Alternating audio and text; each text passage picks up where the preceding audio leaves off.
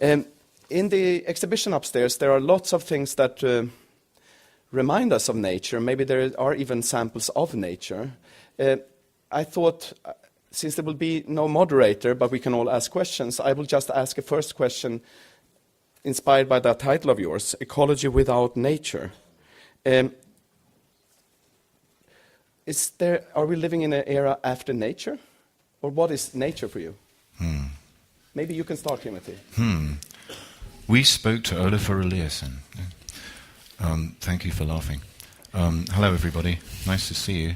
I'm very honoured to be here, and thank you for having us and everything.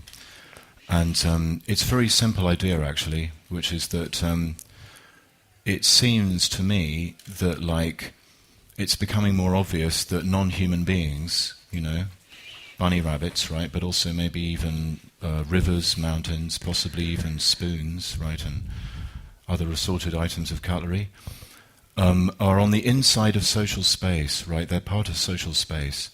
You know, there isn't actually this difference between me, a human being over here, and, say, a polar bear over there. That should now be kind of obvious, right? This kind of means something interesting, actually, which is that social space was never completely, fully, thoroughly human in the first place. It was always kind of permeated with non-human beings, and these non-human beings have all kinds of influences on us. And it's one thing that really struck me about Olafur's work, actually, is that he sort of allows things that aren't you to have a sort of influence on you. We were sort of talking about that a bit, weren't we? Yeah, so as you can hear, one of the reasons why I've enjoyed listening to and reading Timothy's vibrant voice is because it's almost as if you kind of are working on verbalizing something, and you're just about to kind of find that sentence that kind of coins it, right? And then it's just like, well, how would... So nice to hear you say this, because it's almost like, oh, that's so nice, I don't have to... It's like you are expressing it on behalf of me, so maybe I should... No, I think, and I do think that's quite important, because it's almost as if, you know, if we...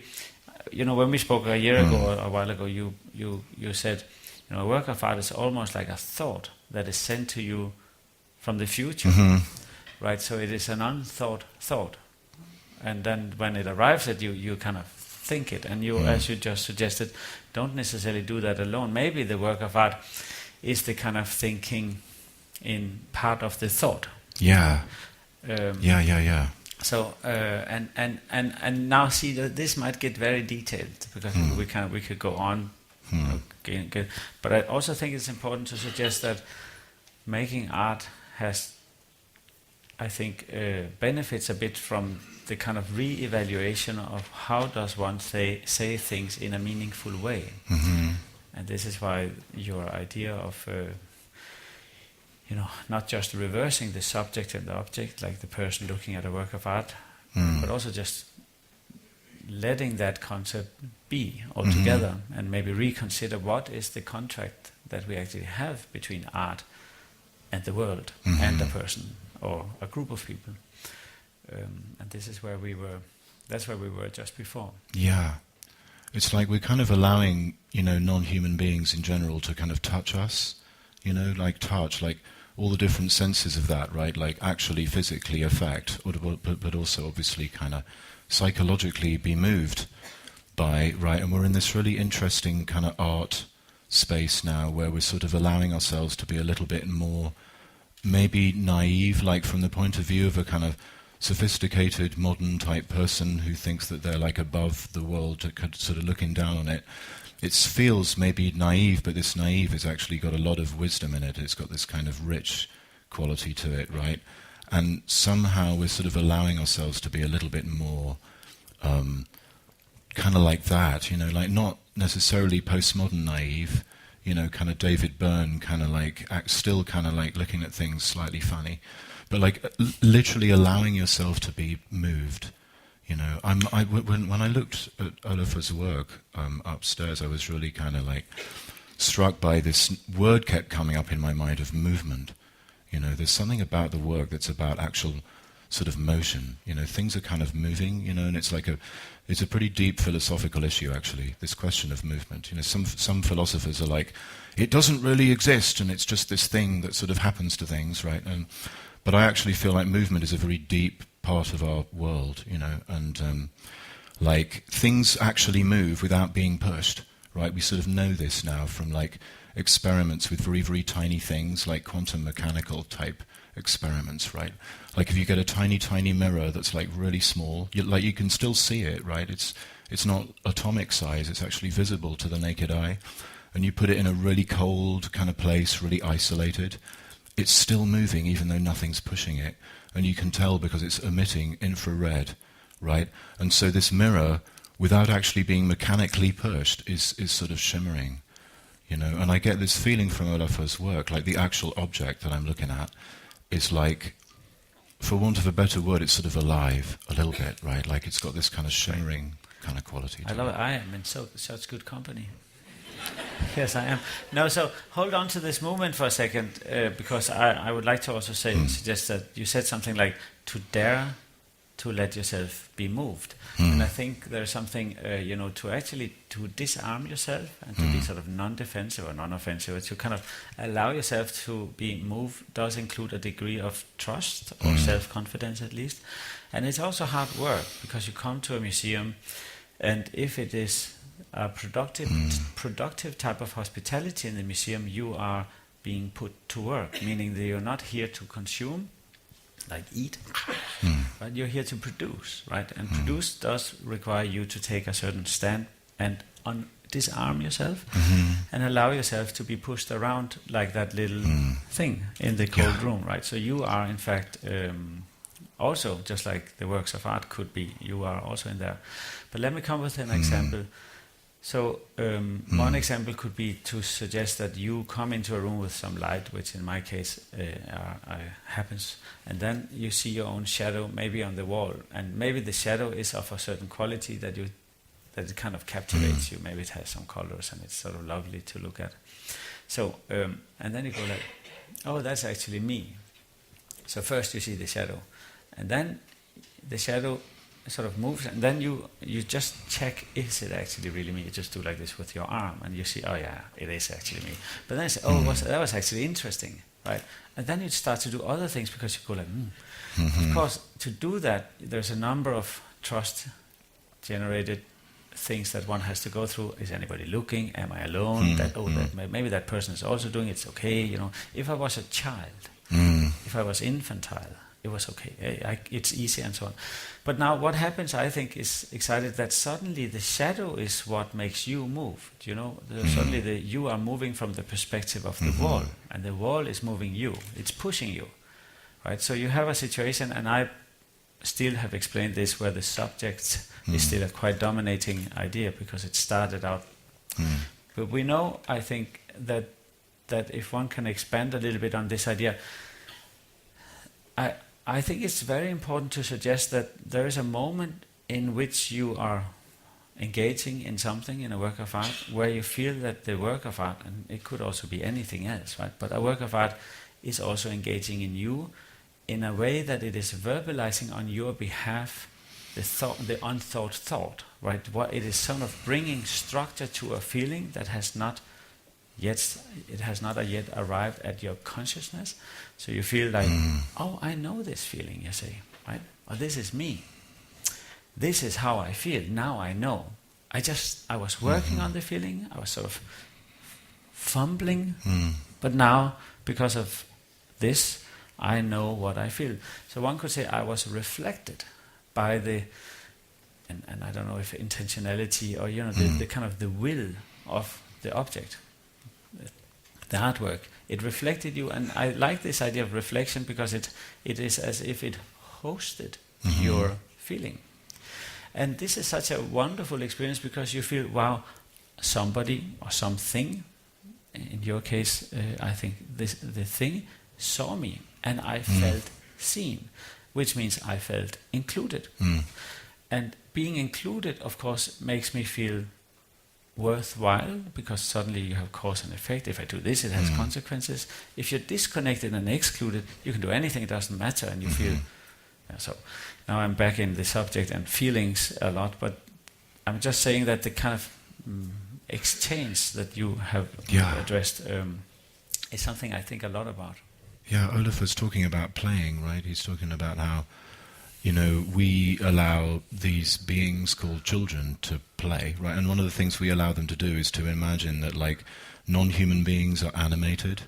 Like they can talk, like bunny rabbits can talk, and bears can, like, walk up and down staircases and stuff. And, like, somehow we kind of need more of that in our world. And I also believe that that's actually more kind of like correct, actually. It's more logical to think that way, funnily enough. But if you don't have 5 hours for me to kind of prove this kind of thing, and if you've got 5 hours, trust me for a minute. So I have a PhD. Just sort of trust me for a minute to say that. Thank you for laughing. Really, it's good, very nice, good for my ego. Play. Animals play, right? Human beings don't just play. Animals play, and I'm talking about this little mirror is also kind of playing, right? But like when your cat gives you what is called a nip, right? It's like a kind of playful bite, right? The cat is sort of saying something weird. The cat is saying this is a bite and this is not a bite at the same time, right? So like playing involves allowing yourself to be contradictory a little bit, right? Like it's like how an object isn't necessarily just this lump, right? It's already got some kind of mojo to it, and we've been in this kind of philosophical, social, kind of ecologically destructive space for a while where we've been thinking to ourselves that we, the fantastic humans, get to format things just how we like, right? And Olafur's pointing out that actually, like, before you have that kind of format kind of fantasy, there is this thing already kind of, and it's not just this kind of pre-formatted lump of blah, it's a yellow room. It's yellow. It's a room. It's yay big, it has yay size, right? And you go in this room and you are flooded with yellow, and you're in the world of yellow. You're in that kind of gravitational field of that color, right? From there, you start to think and act and all that stuff. It seems so obvious, doesn't it? But it's somehow we've kind of convinced ourselves that that's not correct, But the trouble is that believing really strongly that that's not correct is kind of, it actually goes against reality and is in fact part of being ecologically very destructive, So kind of how do we restart what was quite obvious to people in the kind of Paleolithic kind of dreamtime space? How do we restart that? Because I think it's perfectly possible to restart it, because I think we never really left. I think we've just been kind of telling ourselves that we're not that for a while, right? And now you're all thinking, oh my God, he's a primitivist. He wants us to go back to the sort of Stone Age and club each other with crudely fashioned bits of wood and all that and stuff, and iPhones should be thrown away. And no, wrong, no, right? Like you can have like LED lighting, in this world, right? It's perfectly possible. So, in that yellow room, I was with Tim in there, and you went all buttery. And there was this other chap it was actually a photographer, and he was closer to death. So you were kind of at the beginning of things, and he was like more to at the end of things. So I went with Tim. Opted for Tim's version. But the point, I guess, is that it was still a success. The discrepancy between the two of you, including myself, was hosted with some success. The yellow room felt very comfortable having you in it, you could say. And it somehow did not seem to bother that you were not in sync on how and what and why you were seeing things. Yeah. And that I thought was interesting, because maybe that is also what I think forms a societal platform. You don't have to be the same and agree in order to share space. Of course, we think that our society and democracy and the parliament for instance, here down on Riksdagen, is about that, right? You don't agree, but you share a space, and to a great extent it does actually also work, right? You don't. But you have a lot of populism where people say, well, if you don't agree, I don't think you're really welcome here. You should probably, if you're also not the same and don't agree, then you're definitely not welcome. You should leave. Like, this is also very sort of agreeing and welcoming little environment sort of, in which we're sitting here. But you know how the strength to hold discrepancy is a lovely, I think, muscle of the cultural institution. And one could say that it's an aspect of why I call the show Reality Machines, Verklighetsmaskiner, because I think that's reality production. It's not it's not the disagreeing, it's the sharing without agreeing, or it's being together without being the same, which I find fascinating. Of course, I was curious to see you know, all butter, sort of with the butter. It was lovely. It was lovely, very liberating. I'm up for that for some reason. But maybe the movement part. I mean, if you don't mind me jumping back into nature, Daniel. So movement, right? So I think it's lovely and I use that when I work often. I think of movement as a kind of co-creator of how we see things, and we tend to lend all the sort of legal, what's right and rough stuff to the way we see things. So cognition is overrated. So now that was a nice, yeah. But so anyway, the point being that, you know, when we walk, we actually shape the perspective of seeing things. So a good example is, especially if you walk in nature, such as in Sweden, you have a bit of nature, and of course in Iceland I always talk about Iceland. But the point is, so you have a landscape in front of you. And you call it nature or culture, it doesn't really matter. But and then there's two mountains, and you look at the mountains, you go like, I wonder whether this is now 2 hours or 2 days or 2 weeks away. So that's not Iceland. That's more like Greenland, where you say like 2 weeks you can't. You know, in Greenland you can't really see, and you go like, my God, is that rock a big rock or a small rock? You know, but once you start to move, you realize, oh, the rock is not moving at all. It's going to take me like a whole day to go there. And you thought it was just over. You just didn't have the scale. So it was the walking that allowed for scale to, would you say, sort of come. And it's funny because you feel that in your body. You walk, or the two mountains, right? So one mountain actually comes closer. The other one stays on the horizon, which means, oh, it's actually a small mountain and a big mountain. The big mountain is very far away, and the small mountain, and so on and so forth, right? And the walking, it is as if the mountain or the landscape is in fact giving you your body back. So that is, it is through the movement that we know that we are there, which is why I think one of the works, it's probably called something like "We only see things when we move," or it's maybe more egoistic. I only see things when I'm. No, I think it's we. Probably it's we. Yeah. So it's the one with all the glasses. And how do we know that we are there if we don't move? Because everything becomes sort of two-dimensional. This was actually. This sounds so abstract, but I'm quite serious because it's not. You know, I love the labyrinth, the kind of color, sort of maze. Being lost, losing yourself, do I exist?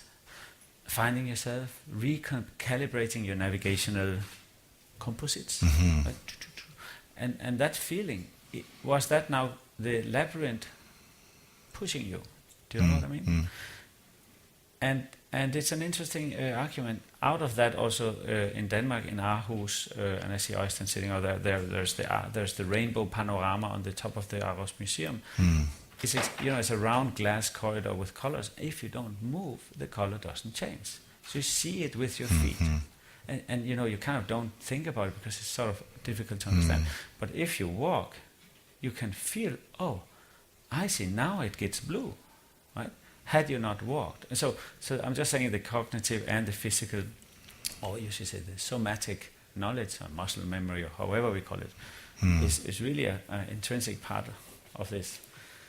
Yeah, there's no doubt, right? Like, And it's also a good job that Olafur gives the titles and not me, right? Because if instead of like you can only see things by moving, it would be something like you can only think in the cheese section of the supermarket or something like that. Like try having an idea in the void, right? Like this whole idea that we're disembodied minds, like kind of floating in some kind of void space, right? That's actually like the worst way to actually have an idea. What is this telling us? This is telling us that thinking, like everything else, is kind of physical, right? Like thoughts are almost like physical beings. Like people who have schizophrenia have a point in a way that kind of thoughts are like aliens, almost like living in your head, you know. And we've now got this idea of memes, right, and sort of tweets and all that kind of give that away, yeah. You know, how to think, right? Like speaking is really based on listening, right? Like music is really kind of listening, like thinking is really kind of attuning. Like before you have an idea, you need to tune to something, right? And in order to tune to something, something has to be tuning to you, right? So I feel like Olafur's helping us to have a very kind of free, kind of democratic freedom type of a space, right, in many different ways, because the point is, what kind of tuning do you want, right? Like, you don't have to accept one particular one-size-fits-all, right? That's another issue with this concept of nature, right? It's this kind of one-size-fits-all umbrella space that we've all accepted as real, right? But like, let's have a different umbrella. Why not? Like, let's have 20 umbrellas, right? Let's have a yellow room and a purple room and all, right? And in those rooms, all kinds of things can happen, right? Like I can become all soft and gooey because I kind of enjoy that sensation of being flooded, you know. But if you got out on the wrong side of the bed, you might also feel really overwhelmed, like you're being crushed or depressed or literally depressed, right? And I have depression, so I understand that, right? So the point is, thoughts and sensations and feelings are enabled by other beings, right? And it's so lucky that we've got arms and legs and like eyes and stuff. Otherwise, we'd be totally sunk.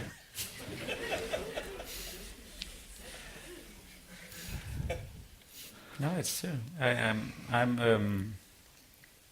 So the physicality of it is interesting. It's also, I think, because what I said before, when you feel that you have been seen, or do you see there is a difference between being seen on behalf of something and being seen on the expense of something, right? And I don't know. I think I mentioned it the other day too. But you know, so I mean, I think culture, generally speaking, succeeds to a high extent, you know, reflecting people's emotional need. We could see. Now this is generalizing. It's a little unfair, but anyway, without doing it on the expense of things, on anybody. Right? It's very interesting. Whereas we could consider that maybe what we call a market economy, that I'm still not against, but we maybe fail to fully understand that very often that reflects our, let's say, social, like sort of emotional need, and it does. I mean, it's like wonderful, right? This is exactly what I desperately need, this jacket, right? But it very often happens on the expense, if not somebody, then something else, right? So there's a different conspicuous sort of contract where there's an element of exclusion because you got that, then the other person did not get it. He's also not the same anyway, right? So he's not welcome, right? So whereas culturally, and I just think that as a reality machine, and the gooiness of it, and how you are being pushed, and how you push. You know, the kind of inclusive prospect of, I should say, well, you feel that you were reflected at no cost. It's very interesting. It's very I'm almost afraid to say the word, but it's existential, right? So, but give us that whole thing about not having free will, Tim, right? Oh, sure. Yeah, give it to us. Yeah, this is... Lay it on me, baby. You know, like my friend Graham, Graham Harman, said this phrase once, and it really stuck in my head for some reason. Free will is overrated, you know. This idea that we're kind of acting in some kind of void again is kind of overrated. Like, in order to do that, there have to be all these other things going on You know, you have to have a world, right? You have to have an arm bone that's connected to the leg bone, and the leg bone's connected to the foot bone, and the foot bone's connected to the floor bone, and the floor bone's connected to the city bone, and the city bone's connected to the toxic waste dump bone, and the toxic waste dump bone's connected to the geopolitical problem bone, right? And I'm in a hell of a mess, right? And like, kind of, you know, now that we know that, right, what do we want? Like, what do we want to make, right? Like, that's kind of like the inspiration I get from Olafur's work, right? It's sort of like becoming more conscious of the fact that we don't just kind of make decisions in a void, and we don't get to push stuff around exactly how we want, right? Stuff kind of a little bit pushes us, right? Like, this is a scary thing I'm going to say, okay? I'm going to say that, ready? I'm going to say that, like, there are some ecological chemicals in consumerism. That sounds really heretical, doesn't it? Because most ecological people are like, oh, consumerism, bad, right? But the thing about consumerism is, like, for a start, the Pope isn't telling you to drink the Coke rather than the Pepsi, right? Like, otherwise they're going to kill you, right? That's like a feudal thing, right? Like, you should only drink Coke, otherwise you're an evil person, I'm going to chop your head off, you know? That's not so great, right? And furthermore, is it you who's deciding to drink the Coke, or is the Coke kind of like... We all kind of know because of advertising, but it's not just because of that, right? Like, anybody who's... Have you ever drunk something with alcohol in it? Possibly. This Like, is Sweden. how to drink a glass of wine kind of depends on the wine, right? We all kind of know secretly that there's a right way to take the drug, right? Like, there's a correct way to put it together and, like, inject, smoke, drink. Like, this is how you hold the glass, this is how you should pour the thing, you should let it breathe, all that kind of stuff. And it's almost like the substance itself is telling you how to use it. Like in Alice in Wonderland, where there are these little bottles going, drink me, eat me, that kind of thing. So, like, there's something about that, like, where you are at least relating to one thing that isn't you, in the way of kind of listening to it, right? And of course, you know, we have this kind of very kind of like toxic aspect of consumer culture, which is that we can do anything to anything, right? Like, just do it, you know, or the kind of Microsoft kind of, where do you want to go today kind of thing, right? But then, like, the flip side of it is, you know, kind of allowing things to affect us, right? Like, this is how you hold the Coke bottle, right? This is how you hold the door. This is how you play a violin so it doesn't sound like a cat being torn, you know, like that, right? Like, so kind of we tune to things and we let things tune us, and kind of free will is overrated, actually, and it's something that we've learned, funnily enough, through, I would argue, very provocatively, please don't shoot me, I really am a little bit left-wing honest, something like consumerism, actually. And so, like, when we're totally anti-product, anti-consumerist, anti-that kind of stuff, we might also be throwing away the ecological awareness baby with the kind of commodity culture bathwater. You know, that's a bit weird, I know. I'll shut up now. So we can also see that the cultural institutions in which I was working on, or been working in, but also for so many years now, and I've been fortunate to work with several people here at the museum, also before and so on. At some point, the repetitive nature of what art and institutions do in society also becomes a little predictable. So obviously, it's very excited to have kind of a new a kind of a different voice, a new tool in the toolbox, Tim, not to reduce you to a tool. Oh, I'm happy to be a tool in Olafur's toolbox. So, because I guess the issue here is like that there is commodification and, you know, kind of consumerism everywhere. So it's not like inside and then you go out and then you're not in it anymore. It's like everywhere. And the question is how to make that transparent, and to what extent do we expect that thinking about it will do the job, or does that type of inspiration, is maybe not the right word, but that type of discussion come from the works and the shows and the institutional skeletons, the bones. And I sometimes, I had a little punchline seeping up to me, but it had to do with the confidence or trust No, I lost the punchline. I'm sorry. Yeah. Well, kind of like how, thinking about stuff is not the only option, right? Like thinking also is a little overrated, said the guy who taught at a university for a job. Oh dear. We're going to cut this bit out, right? Don't play it to my job. They'll fire me or something.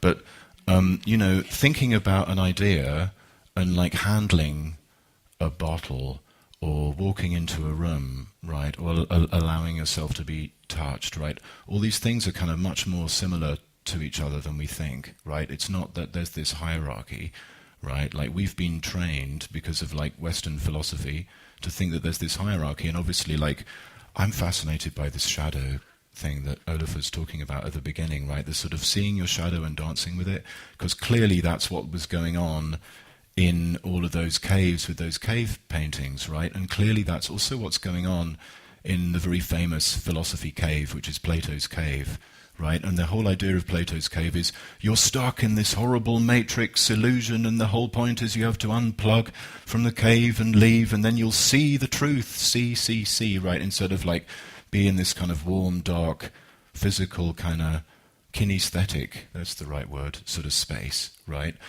And but even Plato is actually saying when you leave that cave and you see the truth, you go blind, right? You can't even see that, right? And in order to see, you have to get up from your seat where you're kind of locked in, right? Because it's kind of like a cinema where you have to watch this movie kind of thing. And to do that, you have to kind of turn, right? So there's a lot of physical movement that has to happen in order to even see the truth, even for the guy who's dissing the shadows, right? That's the point.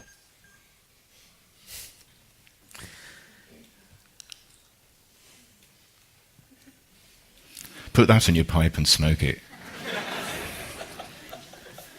That's great. We can continue like this. We've been having a lovely few days hanging out here at the museum with Tim. So my desire is really to see to what extent does this success of reinventing itself come from within the cultural institution, with the artists, with the systems and so on. Because as I see it, the potential obviously lays in suggesting that the world would be worse off without the cultural institutions. But now we just need the world to know or agree with that concept. Because as I suggest that an exhibition like this can be called reality machines, it's because I think there is more reality, verbalizable or not, quantifiable or not, going on in a sort of exchange with art than there is in many other exchanges. And in that sense, there is a lovely, I think, the sort of the agency of public space, formativity of public space. There's just so much generosity in the way that we share, and we go in and we see other people there, and there's like a kind of a person with a stroller here in Stockholm. It's always every room has a person with a stroller in the room, and so there's that whole, it's like so incredibly, it has so much potential. And now, of course, I always ask Daniel to co-answer that with me. I just ask him to answer it. But, so how and what do we do to kind of push it further? And obviously the artists, so I think the artist always has the answer to everything. But the point is that, and it's actually not the artist, it's the art. Let me just give a small example again. And as you spoke about an idea, and I love the idea that an idea does not come from, handed down from somewhere like this. It comes out of friction. I should kind of, go like, boom, that was really exhausting. I got an idea. Right? So that's how you get ideas. You don't actually just sit and wait, and there's sadly, I wish there was, sadly, it's actually hard work to get an idea. But sometimes the idea is like really lovely and has taken the shape of intuitive or sort of it's not really verbalizable. It's very hard to draw because it's just like a feeling maybe. And then, the first step is to how to take that idea and turn it into action. I think that's an important. Maybe this could be a topic, sort of turning thinking into doing type of. Before we maybe take a question, but so you have an idea, and we all know this feeling, and we also all know that we live in a society when you say you have an idea, everybody thinks that this person has almost done it or has kind of done it because he spoke about it on probably on what is it, Twitter. I tweeted my idea, and then it's like already done, right? So in a museum, that's not how it works. You can't really.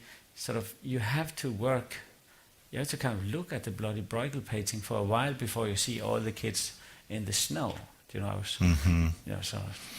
So the thing here is, you have an idea, and to move it ahead, it can be quite comfortable to ask, where did it come from, right? That means, so where is the idea actually sitting in me, right? Oh, it's in my arm. So I say, oh, why is it in my arm? Oh, it's because this and that, right? So you could take that therapeutic approach to see if maybe it's a kind of more contemplative approach, like kind of breathing, and this in my belly, and then I kind of move it around a bit. Not to be non-contemplative, but anyway, ideas, they come from places. That was my point. And then you maybe make a sketch, and maybe make many sketches. And this is so liberating. You go like, oh, bloody hell, it's, the idea is actually, Then you make a drawing, a proper drawing, and you sort of, you call people, you call them, Daniel, I'm doing this crazy drawing here, so how are you? And then you make a little model. And then the model, actually, you try it out in wood, you make it bigger, you have half scale, it's already big enough, it's actually full scale. So you kind of negotiate. So gradually the idea is, it sort of takes on the action jacket, right? It's not like action at the end, it's like it is action already. The idea was actually already a trajectory from the beginning, like a movement, right? So now, of course, the old art historians, who we still love, of course, but we argue with this idea. They think the whole creativity is within that little exchange of in this little, as Hans would say, in this little noodling of a conundrum. Right? No, but I would then suggest to follow your school.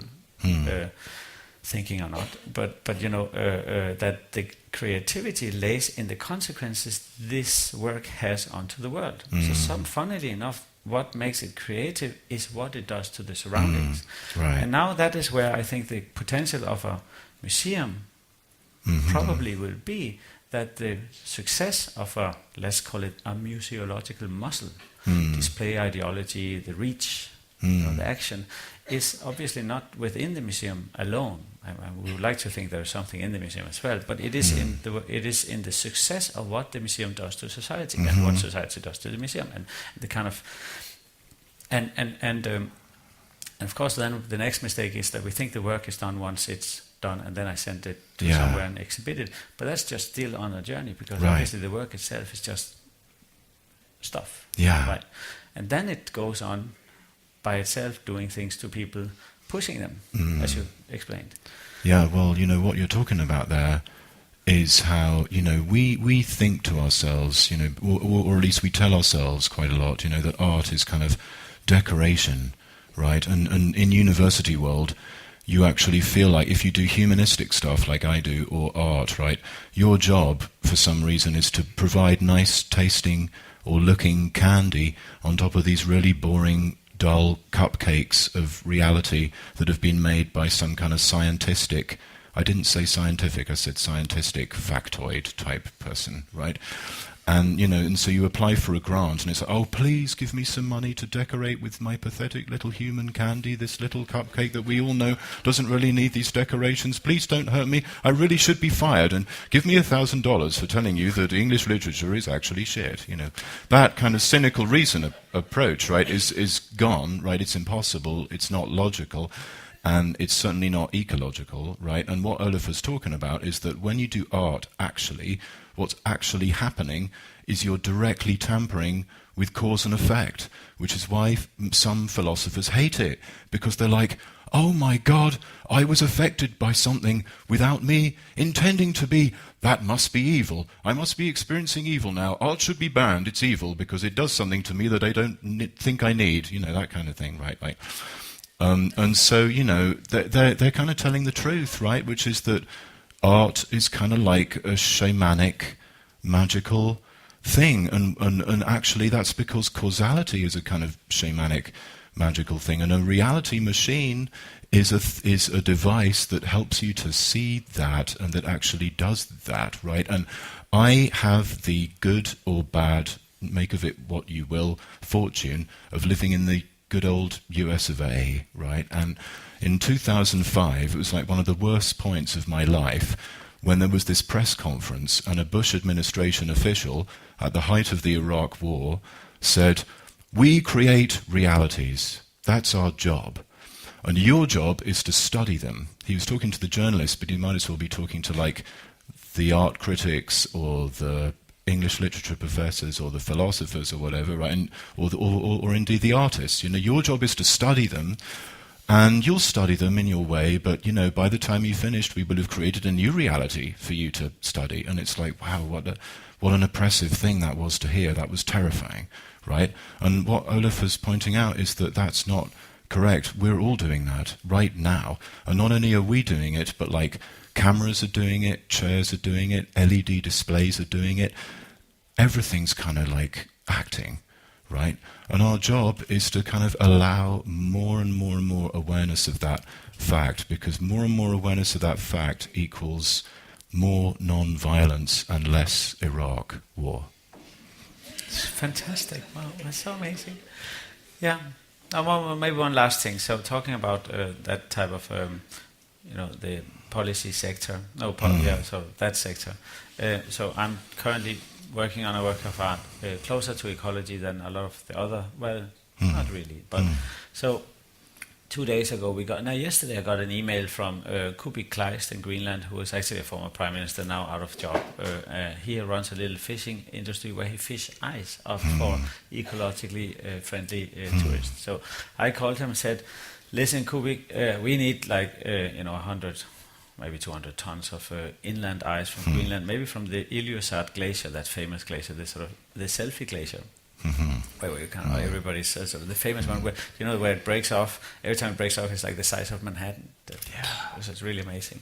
So nevertheless, Kubik says, "Okay, I'll send you the ice." So we're working on a project. It's been a bit complex actually. Anna, who sits here, is the kind of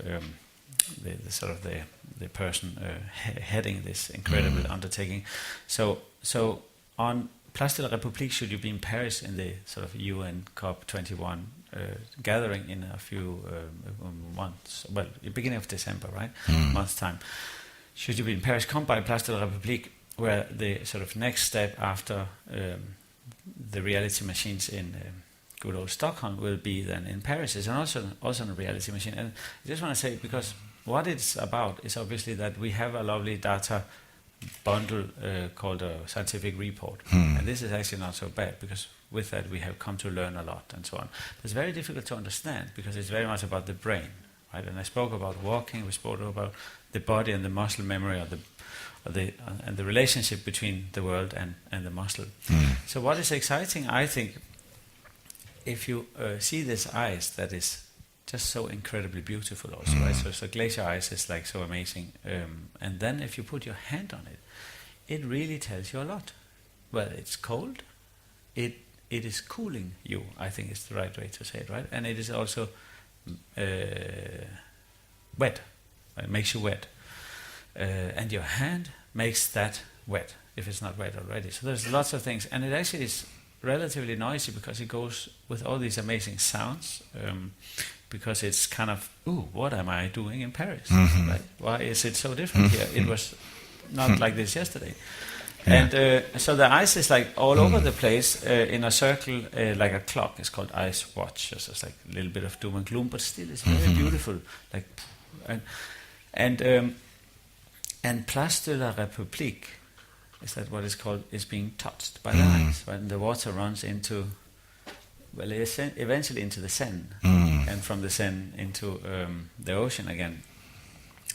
And obviously the point being, one of the points being, well, should you have a hard time getting the data connected from your brain to your body, you can hold hands with the ice. The ice will tell you a thing or two, not unlike I hope not unlike the quality of what happens in some of the spaces upstairs. Yeah. there should be a kind of a ice version of Once in a Lifetime. They should make a kind of video like with a, and then I found myself behind the wheel of one of Olafur's assistant's trucks, and I asked myself, how did I get here? You know, this is not my beautiful glacier, you know, because maybe ice has angst as well. I don't know. I'm not a chunk of ice, right? But like, I think, you know, that at least there's something like not so different between me being. Did you hear that incredible sub bass? I'm like completely gab mind because of that. You know, just kind of proves my point. Upstairs, yeah. There you go. Yeah. Maybe that's just the right way to leave it. Actually, the sound kind of stopped in my mind.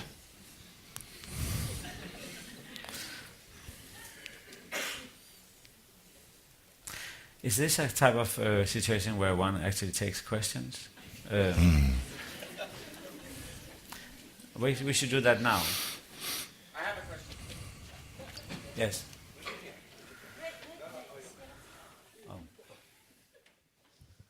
Thank you. Neuroscientists and the philosopher are currently arguing whether the self actually exists or not. So my question to both of you is, what is your relationship to the self or selflessness of the lack of self? May I? Yeah. I'll do that. Okay, so there's various ways of like thinking that through, right? And one way is a little bit too familiar to me. It's called reductionism, right? In other words, Tim doesn't really exist. Tim is just a bunch of atoms, or Tim is just a bunch of associations, right? Or Tim is just an effect of some kind of political Tim discourse of some kind. Right, I think that's kind of like whack, and I also think it's like a little bit violent, actually. And I don't think that's necessarily what you can learn about what selflessness could be. I think it's much more interesting that kind of there is Tim, you know, like, you know, trivially, like that here's Tim, right? But he's not your granddaddy's Tim, right? Because, like, he doesn't have Tim all the way through him. Have you ever seen this English thing called Brighton Rock? It's like this pink peppermint stick, right? And inside is a word, and it says Brighton, you know, and you suck it, and all the way down it says this word, Brighton, which is the seaside town. Now you can get like swear word Brighton Rock, so fuck off, you should drink to suck down. But like, that doesn't happen. Like every bit of me doesn't go, hey, I'm Tim, actually. It goes, hey, I'm a bit of a fish, and all that kind of stuff, right?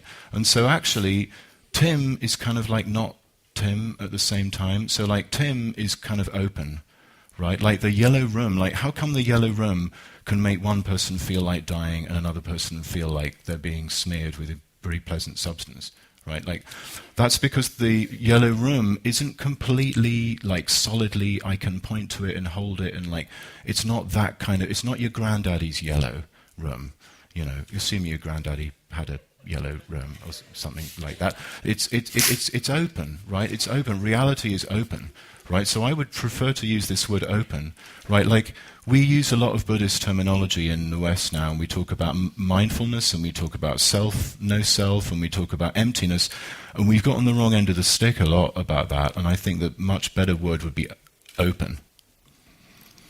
So yeah, open self. Yeah, I think I have...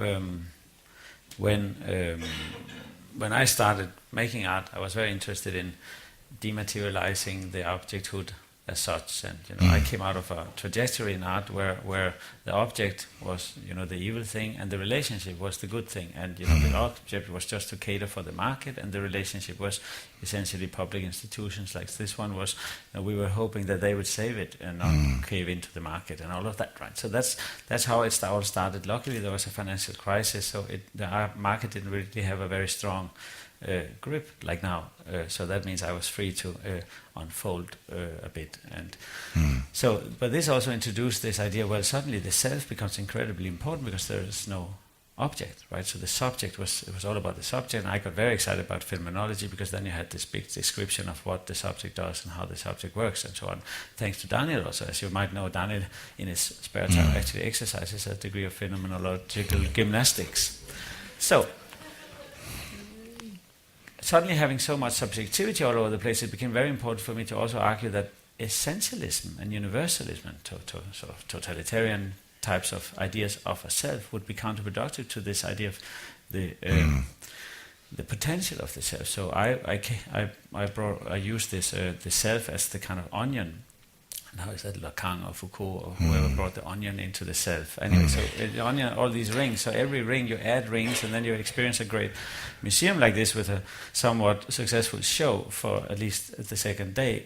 And then you have another layer on your onion. It's the kind of museum with a show in it type of onion ring, right?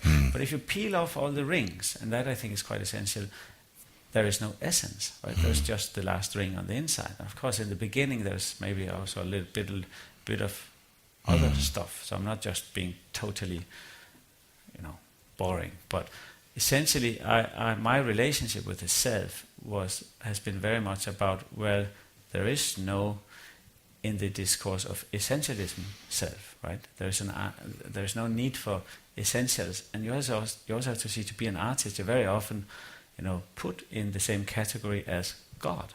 Right, you have divinity, spirituality. It's like constantly this mythology of the artist and so on.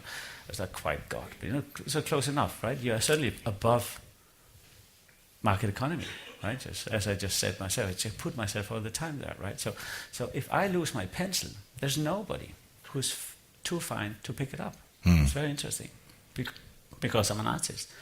If I was the bookkeeper, we would do it for other reasons, because the bookkeeper needs to do the job, and he's a nice person, and we live in an empathic society, and a charismatic success society. Yet, I think so now I need to also push the non-essentialistic argument for the sake of making art into a reality machine. I need to live with the pragmatism of suggesting, well, universality, essentialism, the things that guided art when God was still around, essentially have to be pushed away.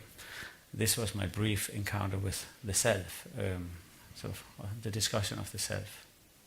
Thank you.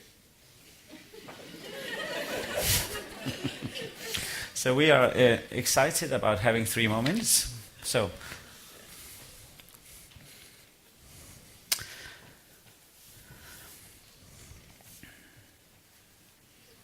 it's a great pause. Please. I can do it without my... No, you need the mic. It's recorded. Oh, it's recorded. Oh. Hello.